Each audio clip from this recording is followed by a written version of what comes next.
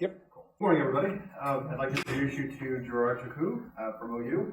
The title of his presentation is Mitigating Social Engineering Attacks in Ohio HEIs, a Fishbowl Analysis.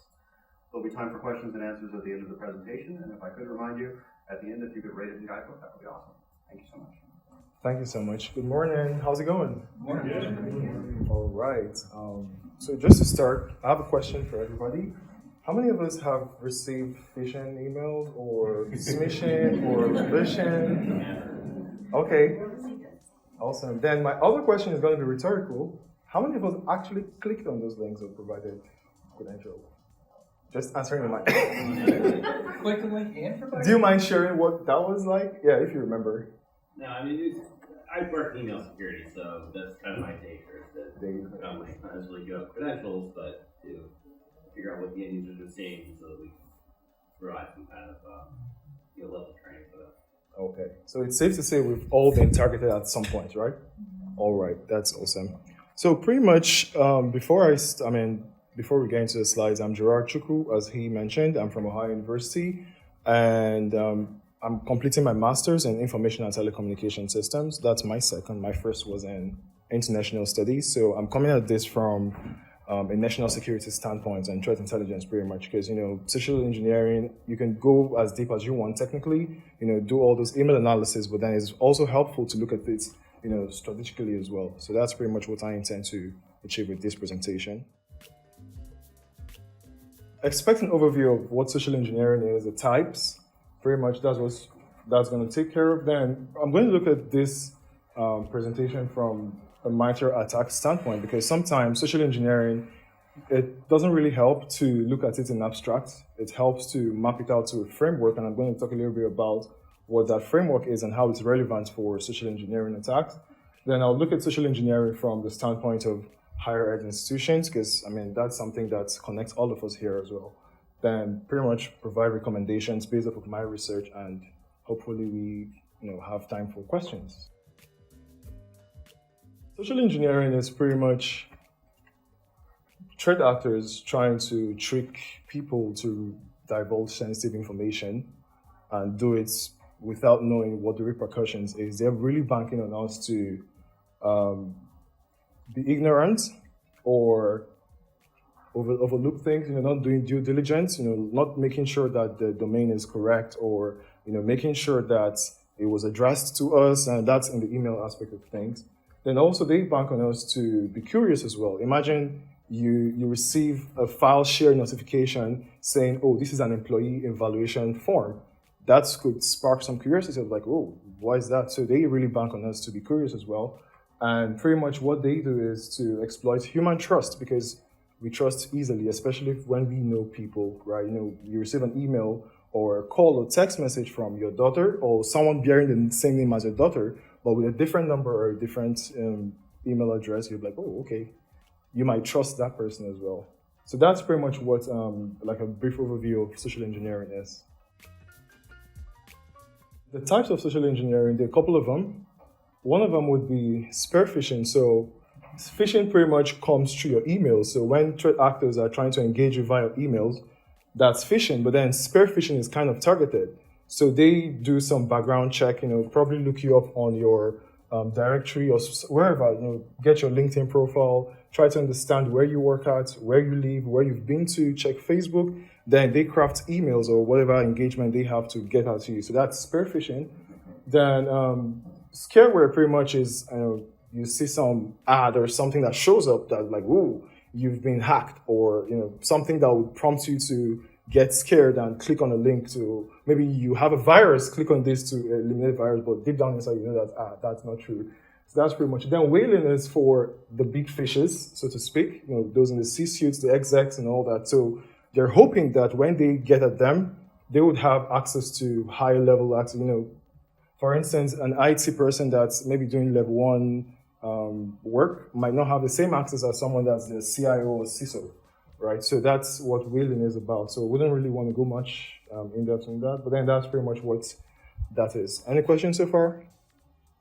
Good? Okay.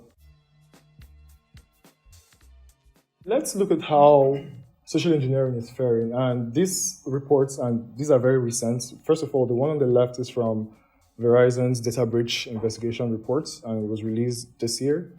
So we see that out of about 2,961 reports that they had, and this is global anyway, we see that emails were very much 100% as the engagements that threat actors use. We know that, okay, emails are like an attack vector, so to speak, an entryway for these threat actors, and we see other forms, phone as well, not up to 10%, and SMS as well, and other mediums as well. This is from the FBI IC3 report. This is the Internet Crimes Complaints Commission. That's a report for 23, and we see that phishing, compared to other crimes that has been reported in the last 5 years, this is really phenomenal. But the good news is there was a little decrease, between 2022 and 2023. The decrease there could be that maybe there were fewer reports. Doesn't necessarily mean that there were fewer attacks. Okay, so these are just pretty much what the reports are. Then with CrowdStrike, the 2024 Global Threat Report, they shared, amongst other things, that APTs, that's advanced persistent threats, those are backed up by threat actors or nation states, they utilize social engineering to get access, initial access, or to perform reconnaissance and all other things. So it's necessary to understand that social engineering is a problem that we should all care about. The MITRE ATT&CK framework, are we familiar with MITRE ATT&CK? Okay, they attack ATTAs and CKAs, adversary tactics, techniques, and common knowledge. It's pretty much a framework that was put together by MITRE, and it's constantly being updated with other people. And it pretty much helps folks to understand the tactics, techniques, and procedures of threat actors, right? So on the left is, let me try to zoom in so we could see a bit.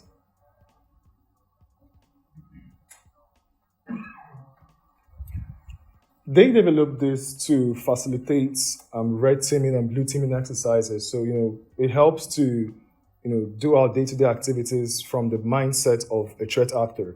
Because once we're able to think like them, we're able to see, oh, these are the things they do, then we're able to come up with our own strategies and mitigations to effectively tackle all those challenges and even be proactive as well, be ahead of the game. So one of them is reconnaissance. That's pretty much trying to gather intel. So what I did prior to this presentation was to use the navigator. It's accessible. You could just type MITRE ATT&CK navigator and you'll access it as well. It's very much pretty easy to use. So what I did was I said, okay, if I want to target a network or, let's say Miami University, for instance, I don't mean to mention it, but let's just say that was the first thing that came to mind. So let's say I'm a bad actor trying to target or get access to Miami University. Please don't. I won't. I'm interrupting you in the kill chain here. So first thing I would do, or I said I'm happily going to do, is to gather information on my victims, right? So I'll try to get your email address or the employee names. And how do I do that? LinkedIn. You just go on LinkedIn, and when I was preparing for this presentation, I found a website of a school I'm not going to name, but then they had a directory publicly accessible on the internet. And when I say directory, I mean name, email address, phone numbers, offices, like just name it. Everything was up there. I was like, oops, this is... So you've actually made my job easy. Just pretty much copy, paste it in an Excel sheet, then run some automations for that. So when I do that, I'm also able to identify what roles you are in. So I know if you're good for whaling or spear phishing or whatever it is. So that's with reconnaissance. And mind you, this you don't have to follow this sequentially. It could be anything else as well. So that's for reconnaissance. Then my other next step would be trying to gain initial access. So I mentioned spear phishing. So I could draft an email. I could embed a link, try to hide the link, change the wording of the hyperlink, and send it to you. I'm like, hey, your friend from the vacation we just had, and I'm just trying to reach out. Well, just come up with something that, and I'm thankful that we have ChatGPT as well. So I could give it a nice, cute prompt and say, hey, draft an email. I'm trying to follow up on someone, and in seconds I'm going to have that. So I wouldn't even think about trying to stress on that. Then that's me trying, when it comes in, and let's say, I hope not, the email gateway doesn't catch it, and it eventually gets delivered to your inbox, and you click on it, and probably you provide your credentials or whatever it says. I could harvest that and take it up from there. Then my other next step would be to create some persistence. So I could, when I'm in the system, I've logged in successfully, and hopefully, again, hope not, the SIEM doesn't catch that. Or maybe usually this user logs in between 8 a.m. to 5 p.m. from Texas, but I'm now logging in from maybe Russia or somewhere else. I hope the SIEM catches it or whatever protections you have. But if it doesn't, I'm able to get in, understand what the processes are, create or modify those processes as well.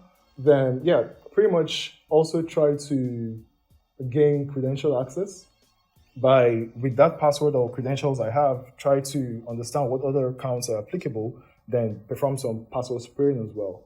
Then I could also try to move laterally within your system by doing, again, spear phishing, because now I'm in. If I go on Teams, I'm able to search the hierarchy or the chart tree of your organization, and I know who to target because I understand who the name is and the role as well. So I'm able to just shoot you a Teams message, or now I'm impersonating, right? So then there are a couple things I could do as well. So what you see up there are the tactics. These drop downs are the techniques. So that's just pretty much. I don't know if it provides any understanding so far with respect to MITRE ATT&CK. So it's something pretty cool that you could implement in your organization or your schools for red teaming or blue teaming exercises. Questions? Is this a chart that I can find on the internet, or did you make it? Yep, no, it's, so with this, you could just search on MITRE ATT&CK Navigator. Yes, then it's going to open up, it's going to ask you to create a layer, and it opens up. Then you click on it, there's a place to color it, then there's a couple things, just a couple tries, and I think there are YouTube videos as well to watch as well. It's very easy to use. Yeah. So that's it. All right, so social engineering, we talk about it. We've seen that, okay, bad actors do this. We know that that's what happens. But the question is, who's behind these attacks? It's helpful to understand the threat actors and understand their motivations. Because if we fixate on the tools that they use or the malware that those are important, but understanding who they are is helpful because they are very much consistent with whatever it is they do. Their motivations always remain the same. So this is going to be interactive. Who do you think are behind nation states or APT attacks, and what their motivations could be? Just quick answers. Political influence. Political influence. Okay, I know there was one with the election as well. So that's a good one. Yeah. There's been a lot of warnings from CISA and FBI about nation states that are prepping for attacks on our infrastructure. So they're positioning for and doing reconnaissance ahead of time for things like water treatment, power stations, all that kind of stuff. It's happening on a large scale. Okay, that's really good one. Then what about cyber criminals? Who do we think, or what are their motivations pretty much? Because the first one is pretty much state-backed actors, but then cyber criminals are pretty much people that work on their own or organize amongst themselves. So what could be their motivations? Money. That's a good one. Then terrorist groups or insider threats, what could be their motivations or goals? Spread political messages or agendas. Yes. Then insider threats, pretty much something we experience within our workplace. So let's see. Yeah, so for the state-backed actors, they're mostly geopolitical, ideological motivations, and they seek to either, steal stuff, perform espionage, or financial gain sometimes. Then for cyber criminals, money, they steal stuff. Then terrorist groups, they mostly do DDoS attacks, or they have ideologies they want to, circulate as well. Now, higher ed institutions. Why should we care about higher ed institutions? Because there are attacks on hospitals, there are attacks on, name the critical infrastructure you can think about. Those are helpful as well. So why do we bother about higher ed institutions? Well, higher ed is classified a subsector of the government facilities sector. So in itself, it's considered a critical infrastructure, and that makes it attractive to threat actors that that don't have the best interest of the U.S. at heart. So that's one. Then also, higher institutions, of course, there are large numbers, right? Lots of faculty, staff, students, and they're also a diverse population as well. Diverse in terms of either cultural backgrounds or their job titles as well. So that's enough opportunity for anyone that wants to perform an attack to do so. And of course, there are also varying literacy levels as well.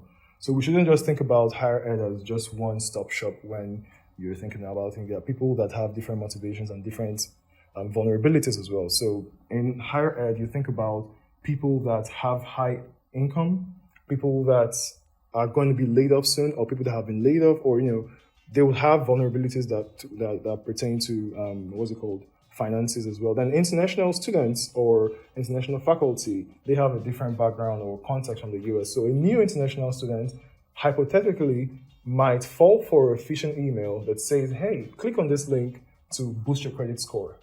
We all know that's not how it happens. You just have to understand. But then someone that just comes in newly and is trying to understand how money works and, credit score, yay, click, and it happens.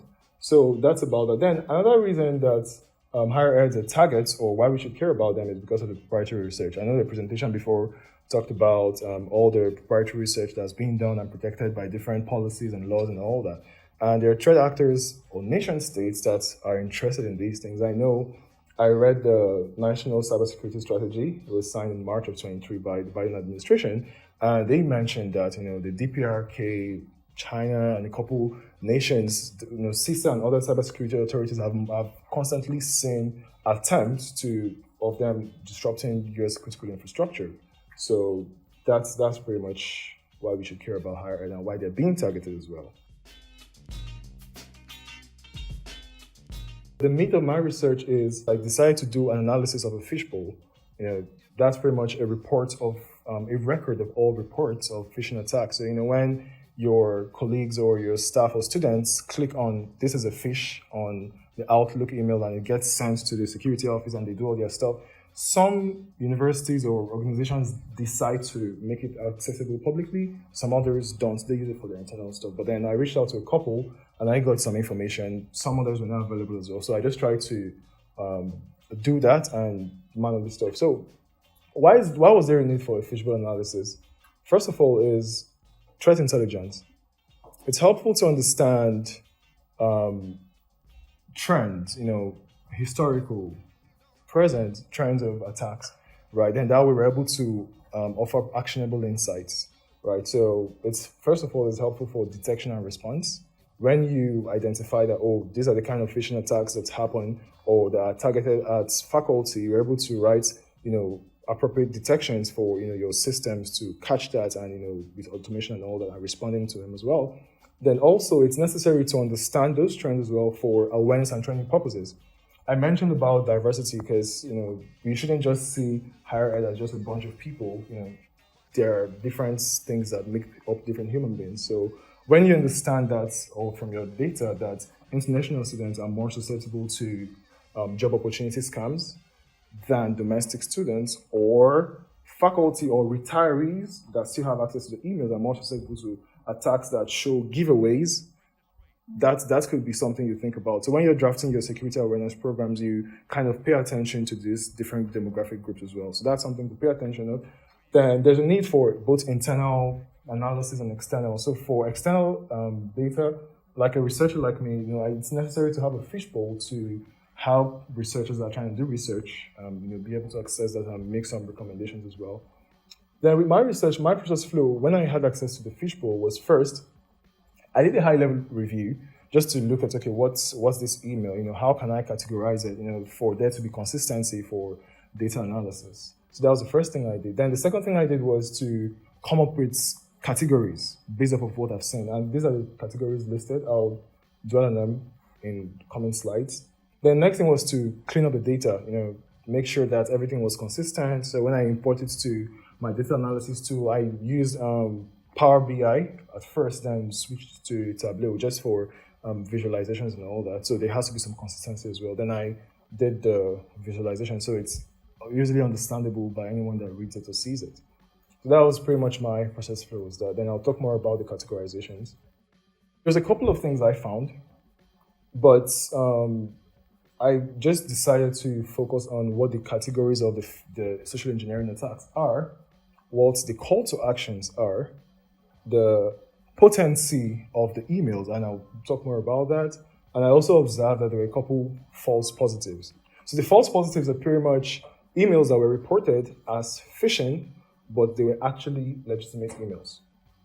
Then the potential attempts, we talk about being able to identify social engineering attacks by their subject, maybe bad grammar, does he have a good signature, does he have this, that.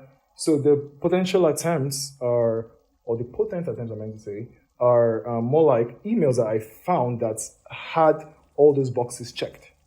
That they had good subject, they had good body, they had no grammatical errors, everything was good, but it was still phishing. So I'll talk about that then, what the call to actions are. Because sometimes, yes, we receive emails, but then what is the threat actor trying to get you to do? Are they trying to have you send them an email? Like, for instance, I've seen a couple giveaways. Oh, my old father is giving away his grand piano. It's been 25 years. It means so much to us. And if you're interested in these couple items, send me an email. And they tell you, don't send me an email using your .edu account. They tell you use Gmail or any other private account. Those kind of things. So it's necessary to understand what those call to actions are. Then the categories, like I mentioned as well. And why did I decide to focus on this? Thinking about the pyramid of pain, from the bottom, hash values are good to take note of, right? But then the thing is, hash values change. When there's an executable that is inserted in a link that happens with a drive-by download, when you click on the link, it runs that stuff. A threat actor that has good resources, that's intentional about, and like APTs, for instance, they are notorious for being persistent. They have good funding, they have good resources and all that. They can constantly update their codes, right? So a code that has something, a specific hash value, you change one value, everything changes automatically. So the detection you've written for that specific hash value wouldn't catch it, unless it's for those that don't have the resources and they keep reusing stuff, then that's fine. Then I talk about the IPs, the domains, these are important as well. But then I decided to focus on these observations just because I'm trying to understand how, on the broader scale, the tactics, techniques, and procedures of the threat actors. The first thing is the categories. I don't know, is it visible or do I enlarge it? I can see some squinting, so. All right. So the data I have is from June 2020 up until April of 2024.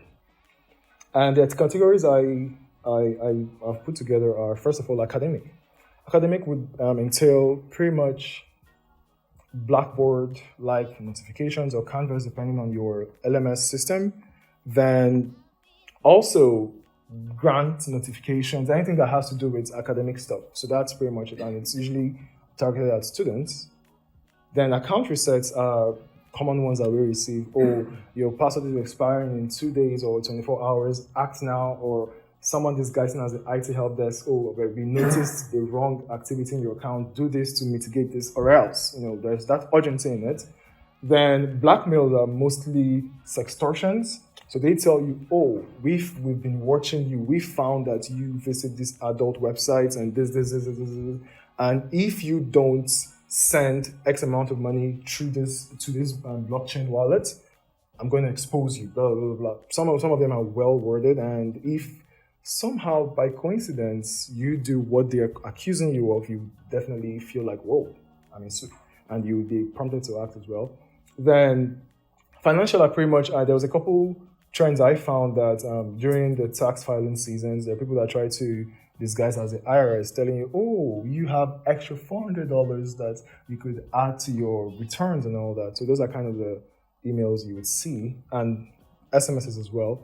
Then with the giveaways, I mentioned the grand piano and other giveaway items. Then health, it was just one, and it was during the COVID, or they're trying to do contact tracing or something of that nature, or anything related to your health as well. Then the job opportunity is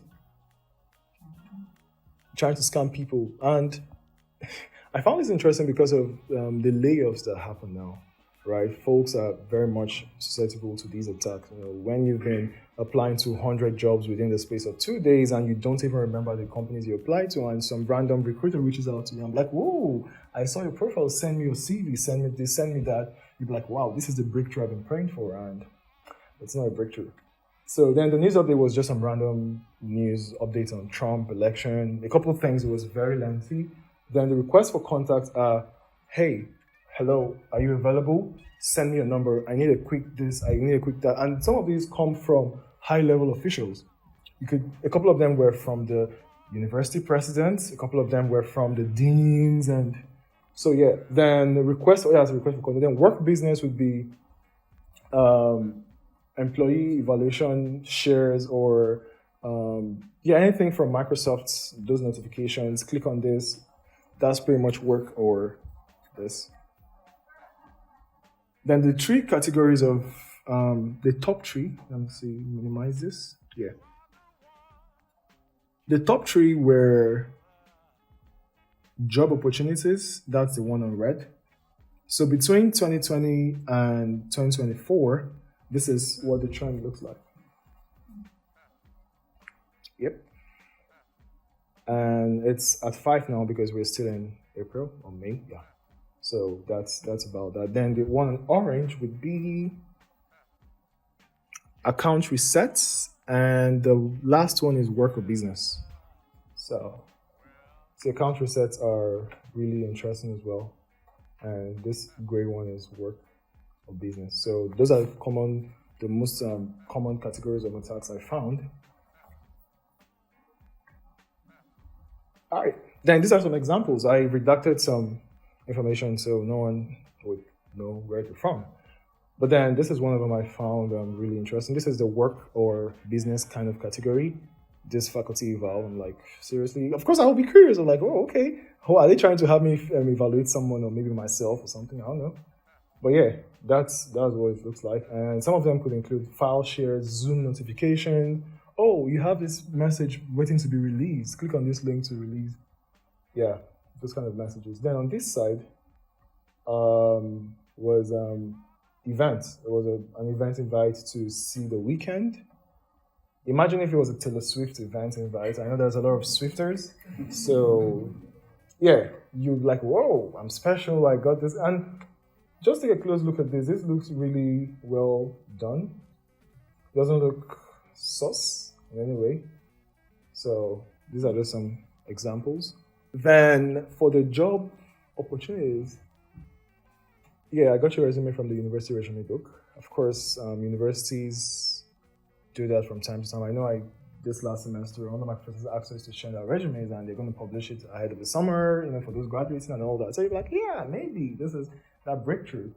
So that's one of them. An alumni of this school and all that regards this. Then the job posting.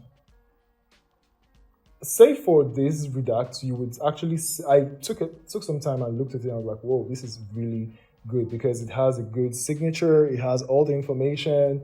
I mean, my scan shows that it looks really good. I don't know. Do we see anything off from this email?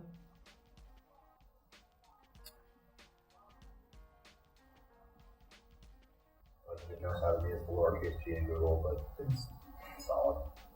Yeah. Is that the actual login screen that was screenshotted? This one? Yeah. No. I just stuff, yeah. The first sentence in that is passive, which makes me nervous. Yeah. Is urgently required. And the urgent part is always a classic. Yeah. Google emergency thing. Yeah. Even your research is using a Gmail. Yeah. So yeah, I mean, at the first glance, you're like, okay, check, and you're like, yeah, let me respond. But then when you take your time, do your due diligence, and that's of HR Gmail, nope, and all that. That's why it's necessary to always pause and look at your emails.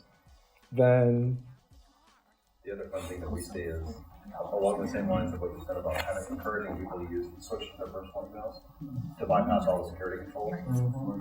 We have a lot of folks who we're seeing QR codes in them now. if you want to apply, go ahead and scan this Scan this QR QR code, which code. takes you off of the protected device and onto your personal phone, and no control zone. So Yeah. Terrible. Question. They are evolving with the technology as well, so we need to evolve as well. They're actively encouraging you to get off the protected device. Right. Any or questions, add-ons, comments so far? Small amount of work time for a large payout. And personal assistant, remote work, that's typically critical activity. Yeah. Who's HR is emailing that Saturday morning at 7 a.m.?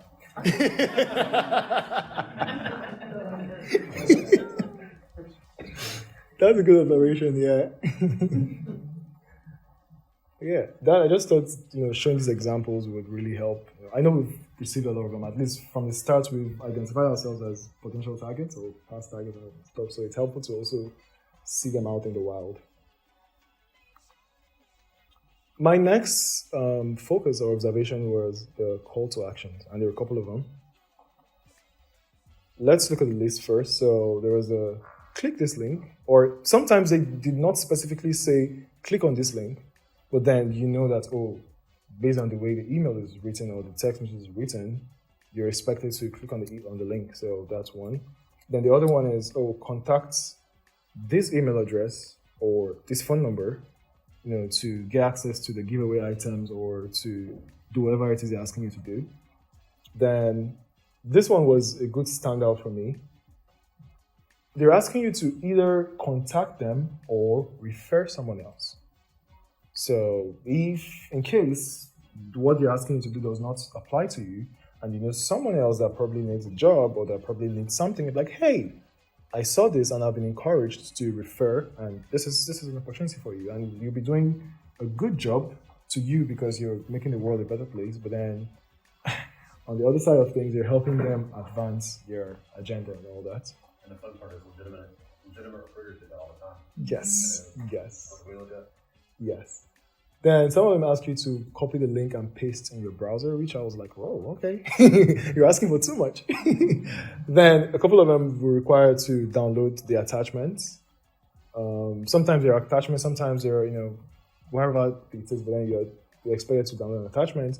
Then sometimes they also ask you to email them certain information. So this is a job opportunity. Email us your resume, your updated resume. They tell you that that's how it's supposed to be. Then they also tell you, give us this exercise information and all that.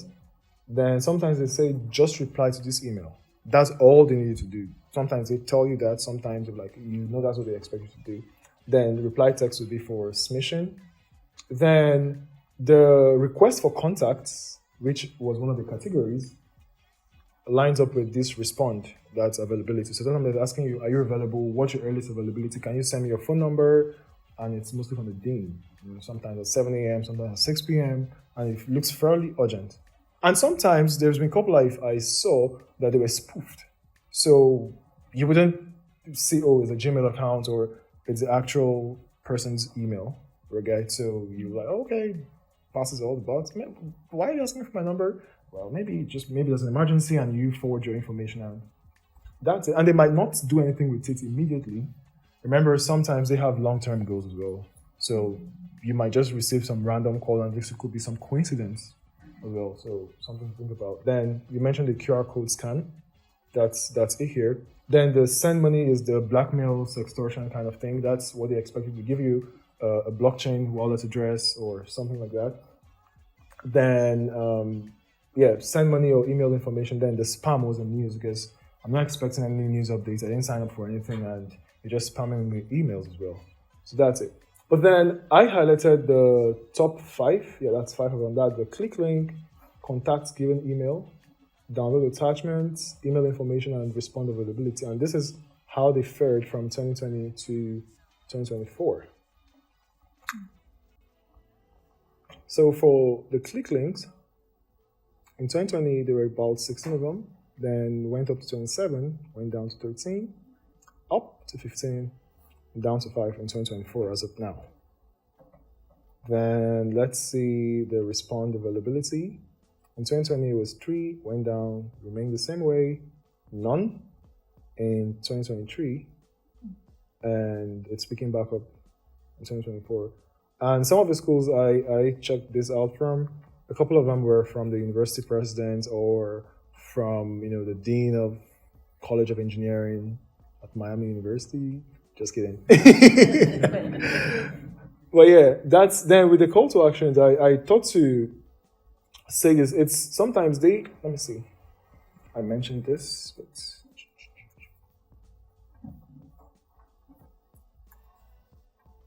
so this is one of the emails I took a screenshot of, and I just copied this and pasted it. This was in the email. It says, note, it says mandatory you contact him from your personal email address, Gmail, Yahoo, etc., and not from your edu email. So they're very direct, so you have to do this that way. Because as Jason said, they know that they're trying to take you off of your secure device or your secure email accounts and all that. So please don't fall for it.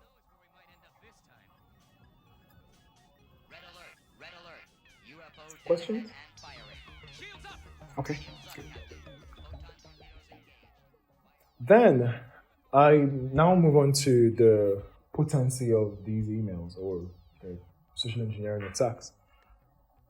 Per my research, I found that Nace and a couple of other people mentioned that one of the telltales of social engineering is if it has a bad subject or if it has a link or attachments that you're not expecting or terrible grammar and all that. I was like, okay, this is what they say. So I said, let me look into some higher ed institutions and see whether it's applicable to them or if there are any differences. And this is what I found. And before I zoom in, the legend is the red means yes. So the yes and red is bad because if it has a good subject, it's bad for us because it's going to be difficult for us to find out. Green means no, which means it doesn't have a good subject, which means it's good for us and it's going to help us find out. Then NA is non-applicable. So for text messages, there is no subject line for text messages or for calls. So that's what you see. So I'm going to zoom in now.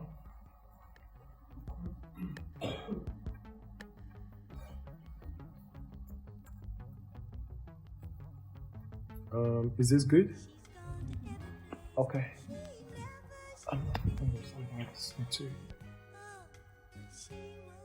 Yeah. These are, this is the year 2020 to 2024. So I checked out the emails to see if they had a good subject, and this is subjective, right? So a bad subject to me would be you're trying to spell job opportunity, but you're spelling opportunity with one P. Or you're using 3 exclamation marks, or you just write subject, or it's empty or something. So technically, if you want to do this, in your own university or for research or for whatever things, you could just come up with something as a metric and properly document it as well. So when you're sharing to people, you're able to make them understand your process as well. So that was pretty much it. So the emails emails or texts and calls that were reported that I analyzed from 2020, about 27 of them had good subjects. So that's bad for us because it's difficult to use that as an I9 indicator. Then it went down to 23, stayed that way in 2022 and 2023. Then in 2024, it's already at 15, and we're just already in April. So I don't know why that would be the case. Maybe I don't know if ChatGPT gives a good subject or, yeah. But then, yeah, question. Yeah, I'm looking, okay. Then with the greens, we have 11, 13, means that it doesn't have good subjects and all that. So that's pretty much what this looks like. Then the attachments, 2020, 2024, a couple of them had no attachments. So you would think, oh yeah, it's good. But then it went up to, why am I not saying this? But it was about 20 something about, yeah. Then that's pretty much what this looks like. So we see that they're having even more attachments coming up because that's 16 attachments means that, okay, we know that these attachments or links are malicious or they're suspicious, and it's also a telltale of an attack, possibly. Then the other one is the grammar as well. That's another one. Again, red means it has good grammar, which is bad for us because it's going to be difficult to detect that. Then that's it, and with the green as well. And this is NA for the calls that came in, because you can't really document or do a spell checking on the calls as well.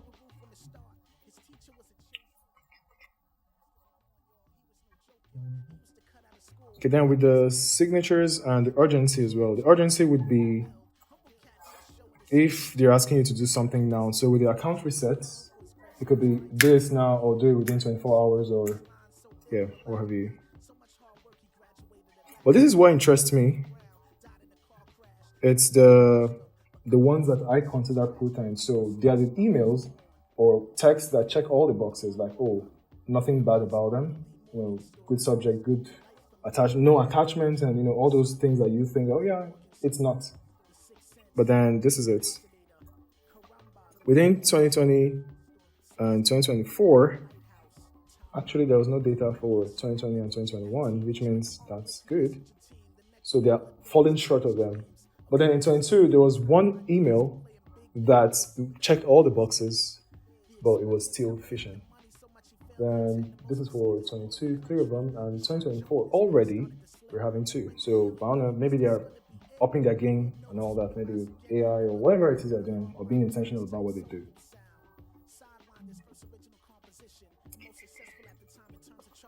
Then the other thing to pay attention to will be the false positives. There were a couple of them. There were official emails or legitimate emails that were reported as phishing, but they were not. So that is just one of them. This email, when I first looked at it, I was like, this looks like phishing because it looks, I don't know. But it was actually legitimate. The university published something and said, oh, this is legitimate as well. So pay attention to that. That's why it's necessary to have a way to have your people distinguish between legitimate emails and illegitimate emails as well. So something to think about. I was curious. I was like, let me try to stay in line with the false positives. I picked up one of the URLs that was shared, and typically, part of the IR response for some people would be, to plot it in maybe VirusTotal or any OSINT platform that they use to check for and any indicators of compromise or whatever.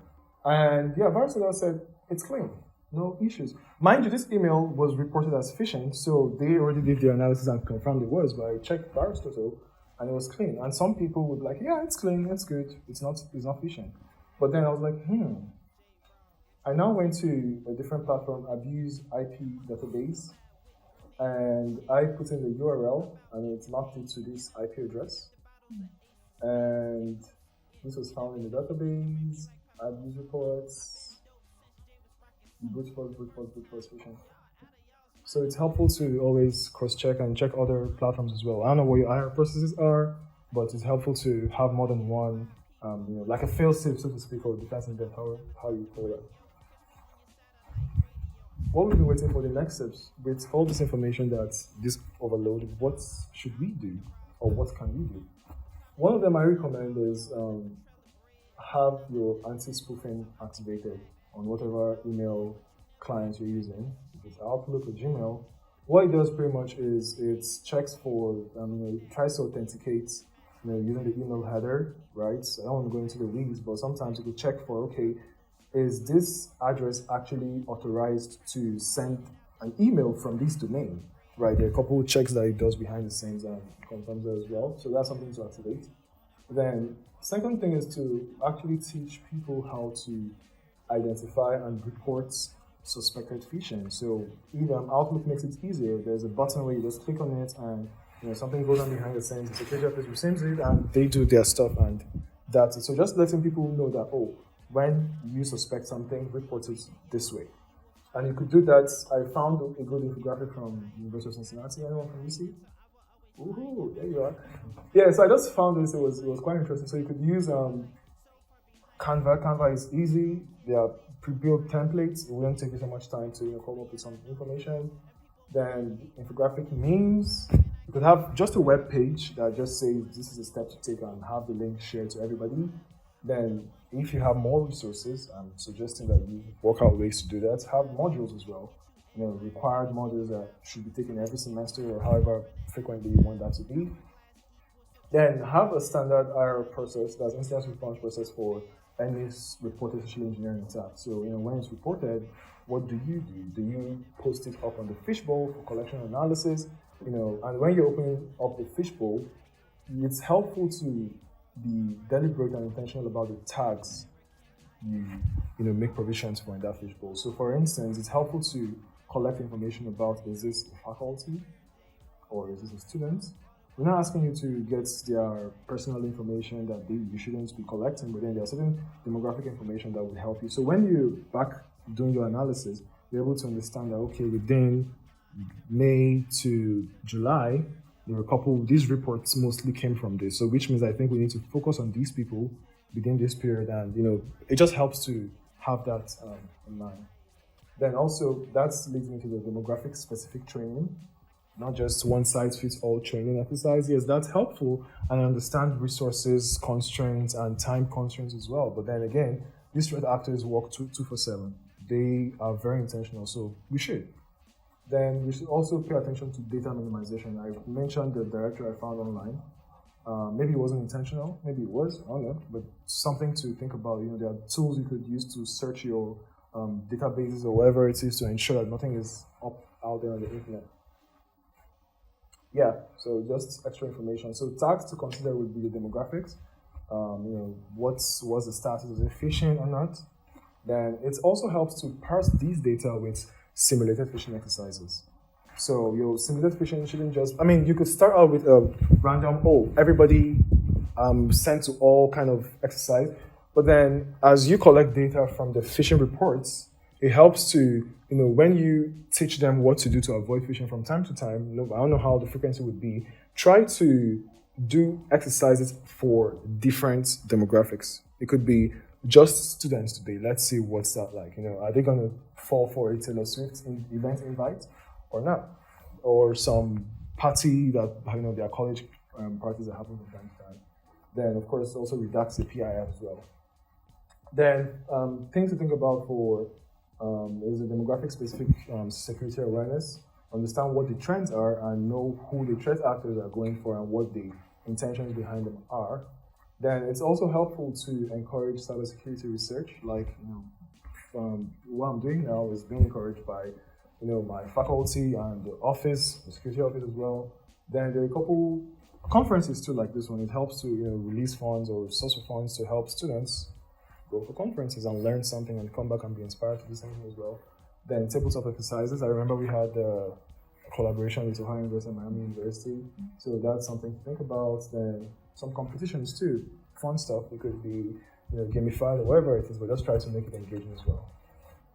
And if you're thinking about games, I found one, Defend the Crown, is by CISA and some other organizations, available on Google Play. I think it's for Android users. Ooh.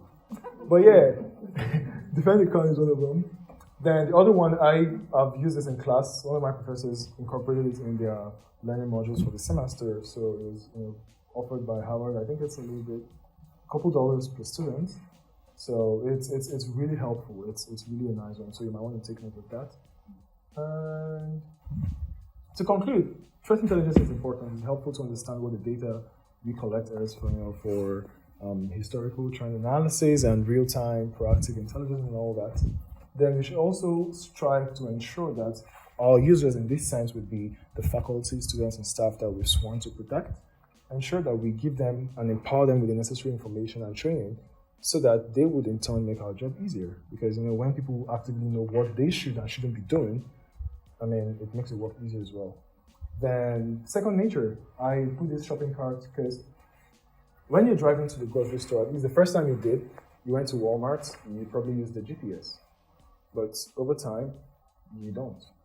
Because you kind of know that it's like second nature. And there are times where you're distracted for a couple seconds. Maybe you're not using your phone, but you just know how to navigate. There was a process for that. So the goal is to take people from using the GPS to making it second nature to them. So that's pretty much what my research is all about. And thank you. Thank you.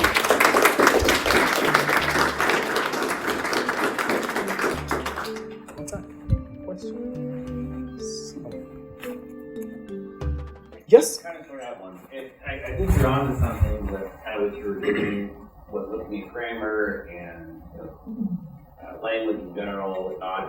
It would be kind of cool to see something like that filled out to a CVSS type category, so you can gauge how likely recipients might be to engage in a phishing threat. Yeah. It would be really cool. And Red HEIs does this for IP addresses and whatnot in their SES feed.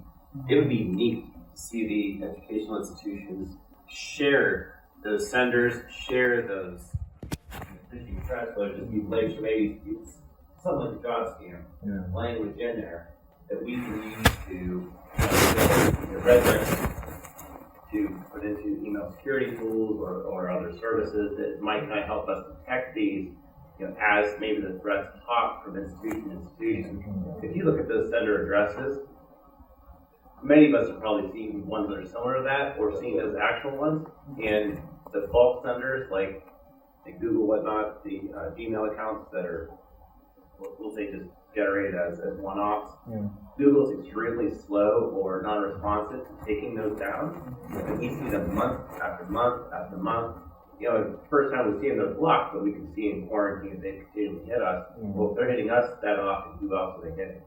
And this is the first time that Ohio University is seeing it, but Ohio State has seen it for the last 3 months. But we're not talking, and you have these exposed because it's something we saw 3 months ago. It's a great idea, and even more than just phishing, the generalized phone sharing would be great. So we set that up. So this is something we're willing to go back and talk about. Probably first of all having that fish bowl, because that's the first thing. Because without collecting that data, there's nothing to share. So if you're able to do it internally for a bit, then when you feel like you have something to share, you have this formal agreement, and could be some central data that, as it's collected, it's sent up there. Of course, with the necessary reductions, that could be automated as well. Then, you could use that for detection or whatever it is, as you said, with the threat intelligence. So I don't know if it's something, that's what I hope to accomplish with this. I know it's not going to happen tomorrow or in the next 2 weeks, but then it's something long-term to be intentional about. But I'm really thankful that you shared that with us. I think I saw a hand back there. Okay.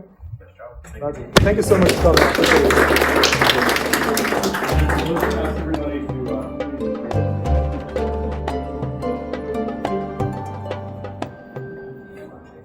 Very nice job. Thank you so much. Thank you so much. Appreciate it. Good to see you again. Good to see you. Yeah, thank you so much. Can we take a quick OU picture? Yes.